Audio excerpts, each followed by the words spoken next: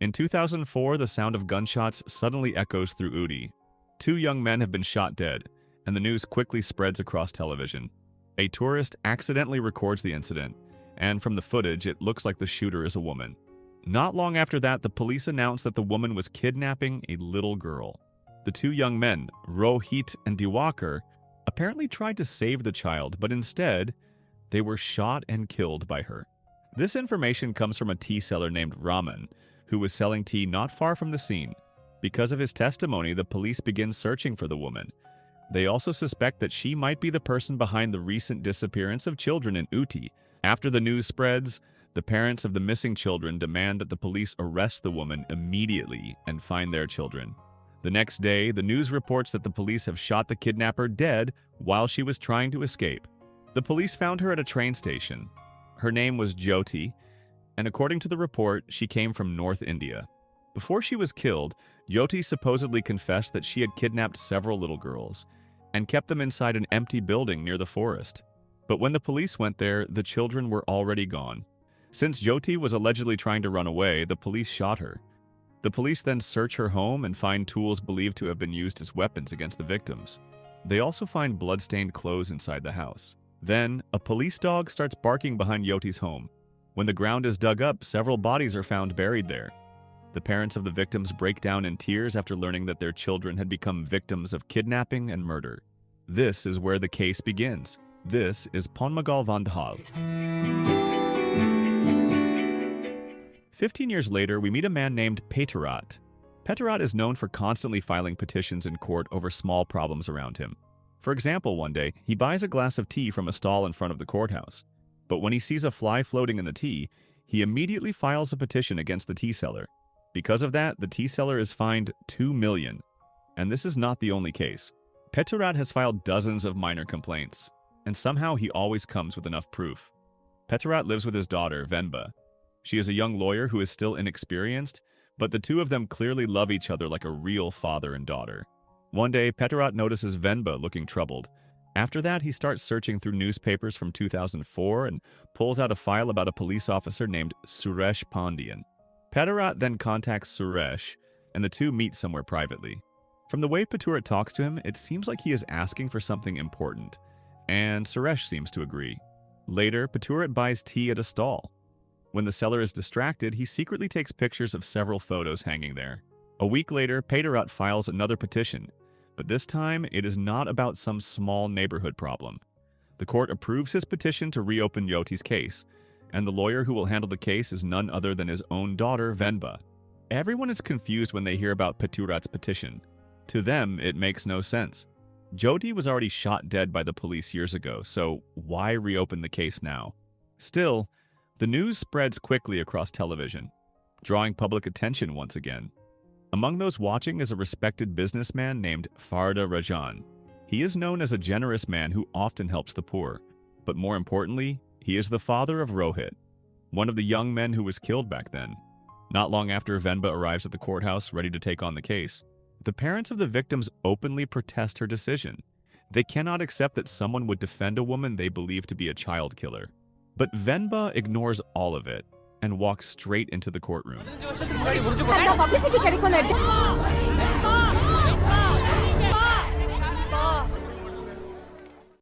The trial finally begins.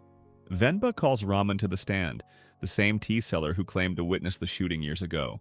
Raman confidently says he still clearly remembers the moment Jyoti shot both Rohit and Diwakar. He explains that on that day, he heard a child screaming. When he went closer, he saw Jyoti forcing a little girl to go with her.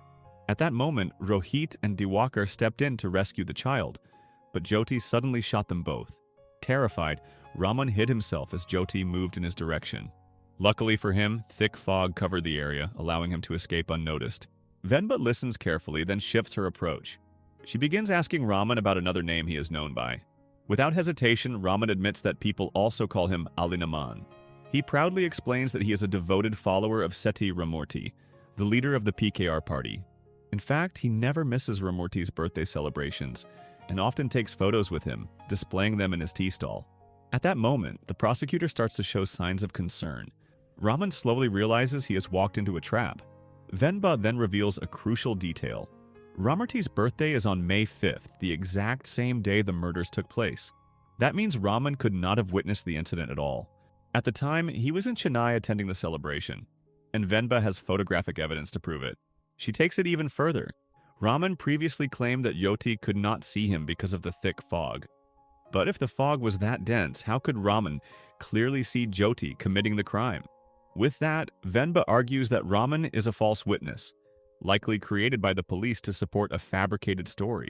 She then requests permission from the judge to question the officers who originally handled Jyoti's case. The judge agrees and orders the prosecution to present them at the next hearing. At the same time, Farhada takes action behind the scenes. He approaches one of the most famous lawyers in India, Raja Ratinam. Farhada explains that reopening Jyoti's case has deeply disturbed him. He claims he is still anxious because his son, Rohit, died at Jyoti's hands. Not wanting to deal with the case himself, he hires Raja to go against Venba in court. Raja accepts the offer without hesitation. Soon, the news about Raja joining the case reaches Venba and Pettirat.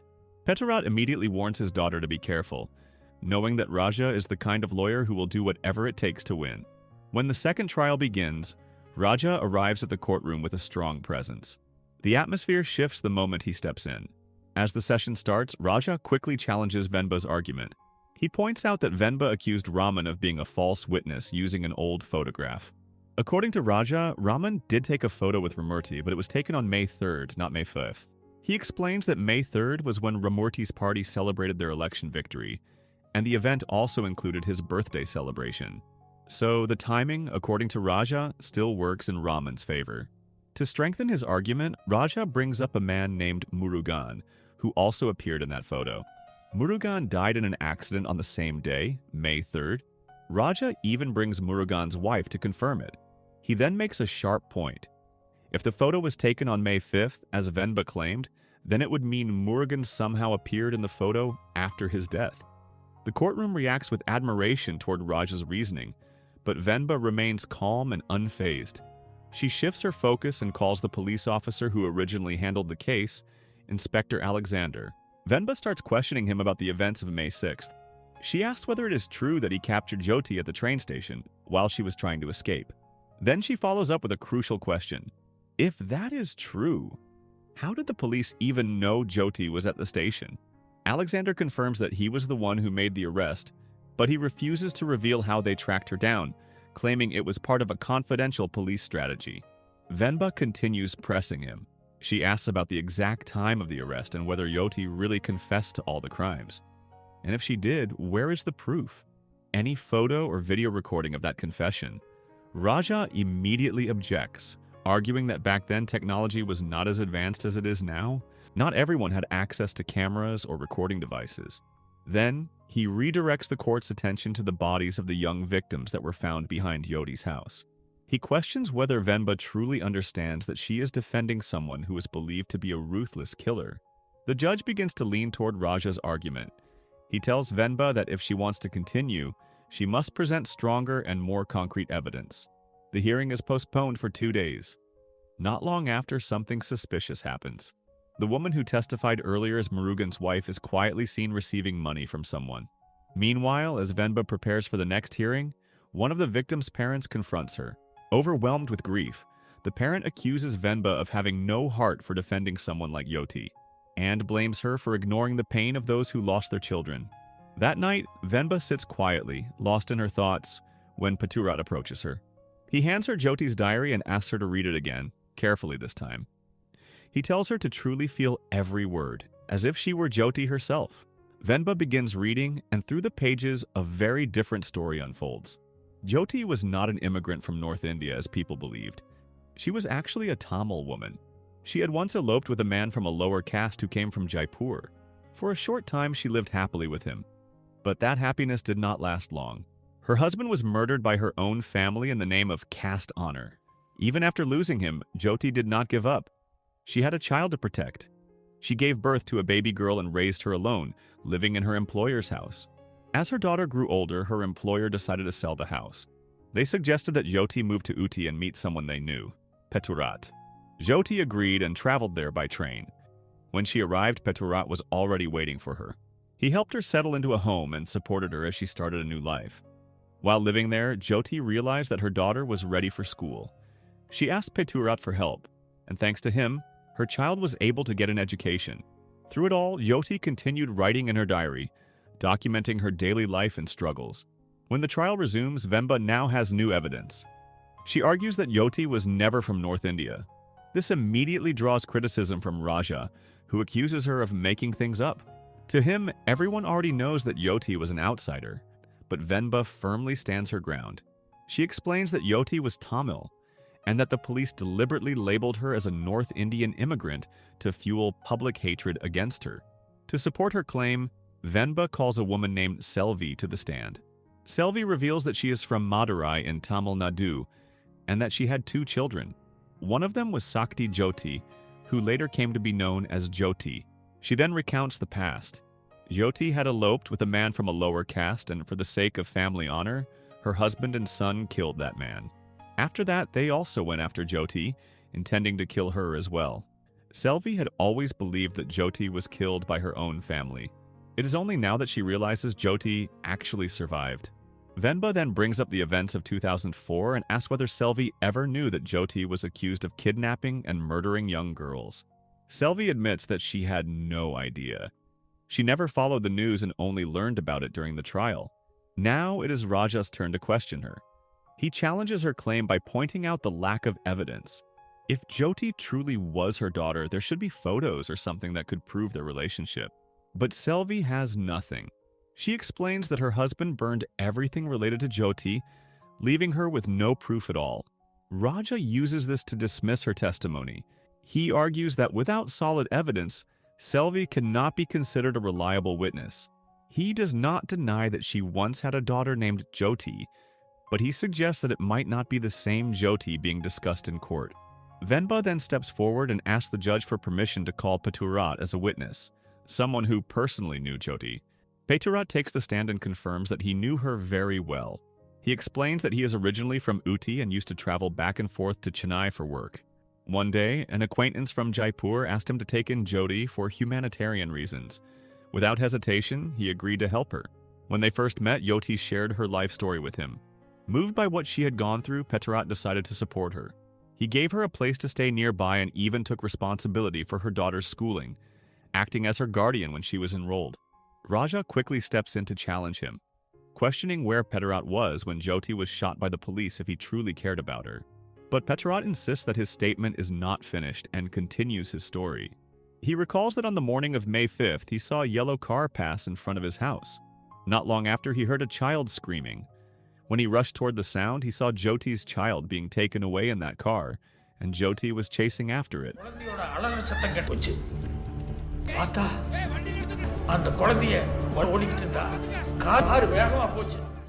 Raja immediately criticizes this version of events, suggesting that Peturat is trying to twist the facts and accuse Rohit and Diwakar of kidnapping the child. He demands proof and asks the court to replay the old video recording. In the footage, Jyoti can be seen carrying a little girl. Venba urges everyone to look closely, not just at the image, but at Jyoti's behavior. She argues that it does not look like a kidnapping, but rather an attempt to protect the child. According to her, the girl in Jyoti's arms is actually her own daughter. Raja pushes back, accusing Venba of acting as if she were present at the scene. He insists that the video clearly shows a kidnapping that ended in murder. Then, in a shocking turn, Venba makes a bold revelation. She claims that the child in that video is still alive and is present in the courtroom. The entire room falls silent. Venba then reveals that she is the only true eyewitness to what happened that day. She is the girl Jyoti was carrying in that video. She is Jyoti's child, the one who was kidnapped by Rohit and Diwakar. The courtroom is left in complete shock. The trial is immediately adjourned and Raja becomes furious. He realizes that Farada has been hiding the truth from him all along. Raja confronts Farada and demands honesty.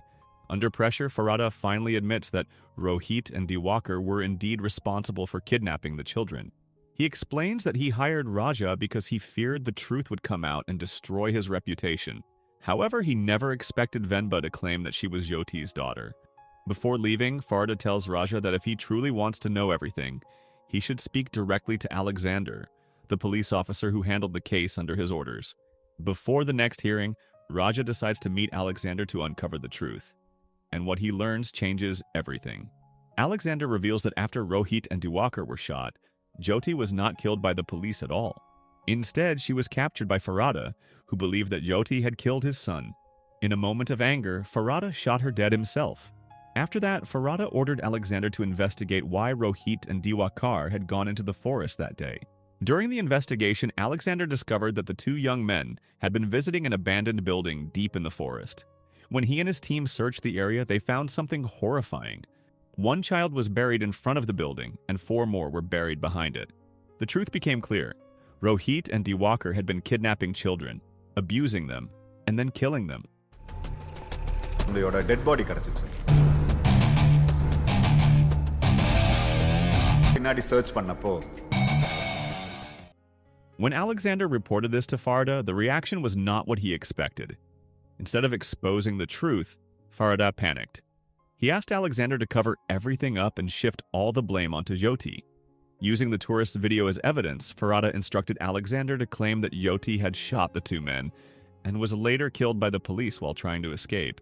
It was all carefully staged to protect Farada's reputation. Raja then questions the medical reports, pointing out that there were no signs of abuse recorded for the victims. Alexander admits that even that was manipulated. Farada had bribed a doctor to falsify the reports and erase any evidence of abuse. To make the story believable, the bodies of the children were moved to Jyoti's house, so the public would accept her as the killer. With that, Raja finally understands the full truth behind the case. But instead of backing down, he starts thinking about how to still win. In his world, giving up is not an option. The next day, Petrot tries to contact Suresh Pandian, the officer who was supposed to testify in court. They had already agreed to meet there, but Suresh does not answer his phone. Soon after, the trial resumes. Venba steps forward and challenges Alexander's earlier statement. She points out that he claimed to have arrested Jyoti at the Tirupur train station, but that claim is false. According to her, after shooting Rohit and Diwakar, Jyoti did not run away. Instead, she surrendered herself to Inspector Suresh Pandian. Venba then asks the court to wait for Suresh, who is supposed to appear as a key witness. But before that can happen, Raja delivers shocking news. Suresh was found dead the previous night, reportedly taking his own life under work pressure. The courtroom is stunned, and Venba is left in shock. The one witness who could confirm the truth is now gone. Seeing this, one of Venba's lawyer friends urges her and Petrot to step back, believing they have no chance against Raja anymore. But Petrot refuses. For him, this is not about winning or losing. It is about revealing the truth. He recalls his final meeting with Suresh. Back then, Suresh had explained everything. Jyoti had willingly surrendered to him, trusting that she would be protected. But instead, he was ordered to hand her over to Alexander. From there, she was taken away and killed. The official story that Alexander had presented to the public was a lie. Jyoti was never arrested at a train station. She had walked in and surrendered on her own. That is the truth Petrot has been searching for all along. He does not just want justice, he wants to know why Jyoti was killed and turned into a scapegoat. Venba then goes to Suresh Pandian's home, hoping to find the truth for herself. But when she arrives, Farada is already there, offering his condolences to Suresh's family. While Suresh's wife steps inside to prepare something, Farada quietly warns Venba to stop wasting her time reopening the case. Venba's friend interrupts, which immediately irritates Farada. He makes it clear that he does not tolerate being disrespected or ignored. In his eyes, his authority must be upheld at all times. When Suresh's wife returns, Farada takes his leave, promising to support the education of Suresh's children before walking away. Not long after, the trial resumes. Raja pushes the court to deliver a final decision. He argues that Venba has failed to present any strong evidence proving that Jyoti was not a kidnapper and a murderer. He acknowledges Venba's pain but insists that she must accept the truth about her mother. At this point, Venba finally steps forward. For 15 years, she has carried a painful truth that she could never forget. Now, she decides it is time to reveal everything. She explains that reopening this case is not only about clearing Jyoti's name, but also about seeking justice. She points out something no one has ever questioned. No one ever asked why Jyoti shot Rohit and Diwakar in the first place. Petrot tries to stop her from continuing, but Venba apologizes and goes on, knowing that the truth needs to be heard. Venba! Sorry, Pa. இருக்கிற ஒரு சின்ன உண்மையில கூட She reveals the real reason behind the shooting. During the kidnapping, she became a victim of abuse at the hands of Rohit and Diwakar, and she was not the only one. The other children suffered the same fate. The memory still haunts her, the pain, the fear, and the trauma that she has never been able to erase. As she speaks, the courtroom falls into silence. Many can no longer hold back their tears. Venba explains that the bodies found behind Jyoti's house were not her victims. They were victims of Rohit and Diwakar. She exposes the conspiracy, revealing that the police fabricated the story and that even the medical reports were manipulated. According to her, everything was orchestrated by Farhada to protect his son's reputation. She also reveals that she once had a strong witness, Suresh Pandian. But he is gone now, forced into doing something unthinkable and blamed on work pressure. Raja quickly dismisses her statement, accusing her of misleading the court, but Venba stands firm. She admits that she no longer has witnesses or solid evidence. Yet, she feels a sense of relief after finally speaking the truth. For her, this trial is not about winning or losing. It is about justice. The judge then responds. He acknowledges that Venba may be telling the truth, but the law requires evidence and witnesses. In this case, there are no official records of abuse, and there is no clear basis to accuse Farhada. He announces that the final decision will be delivered the next day. As the case continues to gain attention, public opinion begins to shift. More people start supporting Venba in her fight to seek justice for Jyoti. The next day, the court is set to announce its decision, but Venba is nowhere to be found. Instead, she is at Jyoti's grave, breaking down in tears. She feels like she has failed, unable to restore Jyoti's name and clear the truth. At that moment, her friend approaches her and brings unexpected news. The case is not over yet. Earlier that day, the judge made a surprising decision. He ordered that Farhada be called to testify in court the following day. Raja had strongly objected, accusing the judge of bias and being influenced by Venba. But the judge shut him down, explaining that Farhada's name had been repeatedly mentioned in the trial and he simply wanted to hear his testimony directly. Hearing this, Venba regains a sense of hope and feels grateful for one last chance. But that same night, something troubling happens. The judge receives a call from Farhada's side, questioning his decision. In response, the judge says something shocking. He hints that he can arrange things in Farhada's favor as long as Farhada cooperates. Since Farhada's name has already become public, the judge claims this is just a formality. Encouraged by this, Farhada meets the judge and brings a suitcase full of money. The judge accepts the bribe, and the entire exchange is witnessed by someone close to him, who is left stunned by what he sees. Soon after, the trial resumes. This time, Venba takes a different approach. Instead of jumping straight into accusations, she begins by questioning Farhada about his personal life. It is a deliberate move, meant to confuse him and provoke his emotions, something she had noticed during their previous encounter. Her strategy works. Farhada becomes visibly irritated and even tries to leave the courtroom, but the judge stops him, insisting that he must stay until the questioning is finished. Then, Paturat brings in a new witness. Venba asks Farhada whether he ever returned to Uti after his son's death. He admits that he did. She follows up by asking if he went anywhere specific, and he denies it. That is when Venba challenges him. She states that he is lying and reveals that she has someone who can contradict his statement. She then points to an elderly man and asks if Farhada recognizes him. Farhada remains silent. Venba explains that this man witnessed the moment Alexander handed Jyoti over to Farhada. He was also the one who opened the gate to Farhada's tea factory in Uti that night. Venba continues to push him, deliberately provoking him further. Under pressure, Farhada finally loses control and admits that he did go to the tea factory that night. The judge immediately intervenes, reminding him to stay composed and asking why he visited the factory at such an unusual hour. Seizing the moment, Venba steps in and signals that if Farhada refuses to explain, she is ready to lay out what truly happened that night. Venba then begins to reveal what really happened that day. It starts in the morning, when Jyoti is going about her routine while her young daughter heads out to ride her bicycle. Not long after, everything changes. The child is kidnapped by Rohit and Diwakar. Jyoti immediately chases after them, following any clue she can find, all the way into the forest. Along the way, she notices pieces of clothing scattered on the ground, leading her toward an abandoned building. When she enters, she finds her daughter in a horrifying condition, already injured and abused by the two men. The sight completely breaks her. Despite the pain, her daughter manages to tell her that there was another child inside, a girl named Angel. But when Jyoti looks, Angel is already lifeless, having suffered the same fate. Jyoti quickly tries to escape with her daughter, but Rohit and Diwakar catch up to them. In the chaos, one of them slips and drops a gun. The child picks it up, trying to scare them off, but the situation escalates. In that moment, Jyoti fires the gun and kills both men.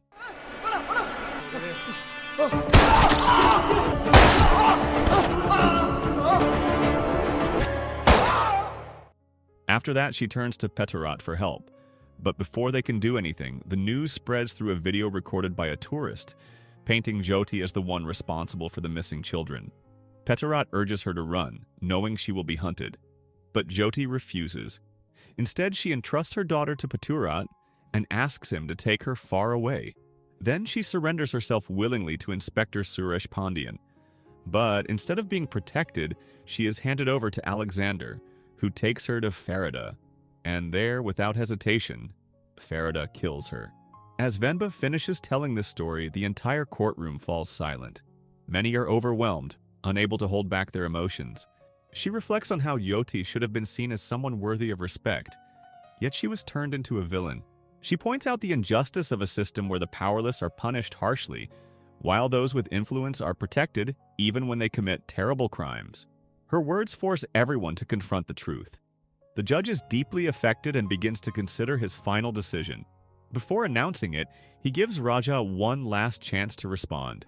Instead of questioning the story, Raja brings up something unexpected.